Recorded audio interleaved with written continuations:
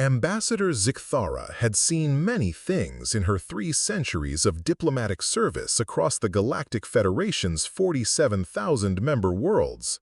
She had negotiated trade agreements with crystalline beings who communicated through harmonic frequencies, mediated territorial disputes between gaseous entities spanning entire nebulae, and even survived a dinner party hosted by the carnivorous Vectar Empire. But nothing, absolutely nothing, had prepared her for the humans. The first shock came when the Federation's Xenobiology Department delivered their assessment of Earth. Dr. Kellyan, the Federation's chief planetary classifier, entered the briefing chamber with an expression that suggested he'd rather be anywhere else in the galaxy. "The classification is unprecedented," Dr. Kellyan began, his 4 eyes blinking in sequence, a sure sign of distress among his species. "We've never encountered a world that registers so high on the lethality index while simultaneously harboring intelligent life." "What's the classification?" Ambassador Zikthara asked, though she dreaded the answer. "Class 13 Deathworld," Dr. Kellyan whispered. The chamber fell silent. In the Federation's 50,000-year history, only 12 worlds had ever received a Class 13 designation. Each was a hellscape of unimaginable proportions.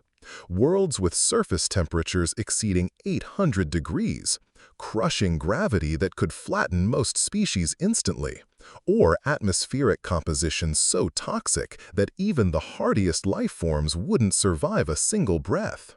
"That's impossible," stammered Counselor Vexmar, his tentacles writhing anxiously. "How can a Class 13 world support billions of sentient beings?" Dr. Kellyan activated the holographic display, and Earth materialized before them in all its terrifying glory. "Observe.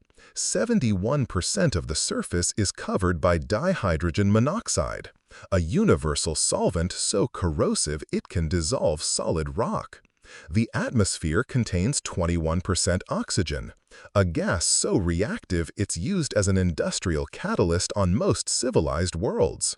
The planet experiences regular electromagnetic storms that would cripple our technology, tectonic activity that reshapes continents, and weather patterns involving frozen water projectiles moving at lethal velocities."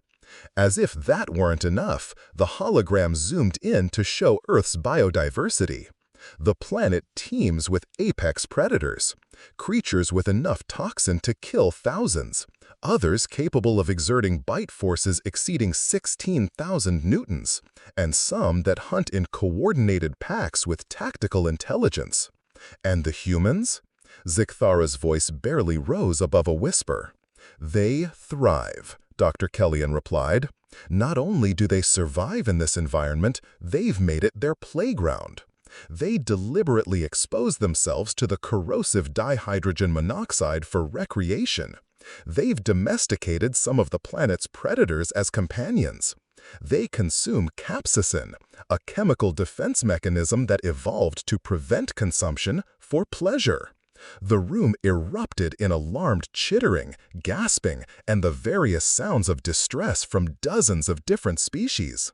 But the real revelation came 3 days later when the human delegation arrived for first contact. Ambassador Sarah Chen stepped off the shuttle wearing nothing more than a thin fabric covering, breathing the ship's carefully controlled atmosphere as if it were somehow inadequate. "Is the environmental system malfunctioning?" she asked, noticing the thick atmosphere suits worn by every Federation representative. "It's a bit stuffy in here." The ship's life support was calibrated for maximum comfort across 847 different species. To humans, it was merely stuffy. During the negotiations, the humans casually mentioned their recreational activities, voluntarily flinging themselves from great heights attached only to fabric parachutes, diving to crushing depths in their corrosive oceans, and something called extreme sports that made seasoned Federation warriors question their career choices. When Counselor Vexmar delicately inquired about Earth's military capabilities, Ambassador Chen smiled, an expression that somehow managed to be both friendly and terrifying. "Oh, we don't really have natural weapons like claws or venomous stingers," she said, "so we had to get creative." The weapons demonstration was educational. The Federation learned that humans had not only survived their death world, but had turned its very hostility into their greatest strength. Their technology was robust beyond anything previously imagined. Their tactics forged in an environment where everything was trying to kill them, and their psychological resilience bordered on the supernatural. Within a standard galactic year, humans had become the Federation's premier problem solvers, peacekeepers, and, when diplomacy failed, enforcers. After all, when you need someone to handle an impossible situation, you call the species that calls a Class 13 Death World home. The galaxy would never be the same.